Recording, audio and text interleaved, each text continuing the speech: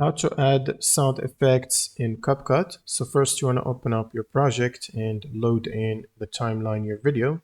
Now to add sound effects, you can either go to the audio tab right here and then go to sound effects tab, and then you can search for specific sound effects, and to add them click on it and then click on the plus button, and that should basically add it to your timeline. As you can see right here, it's pretty short sound effect, so you need to zoom in to see it.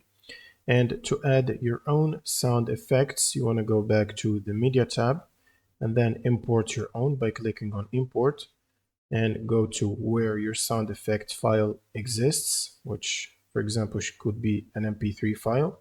Click on open, and that should add it to the media tab. Now you can drag it and use it on your video like that.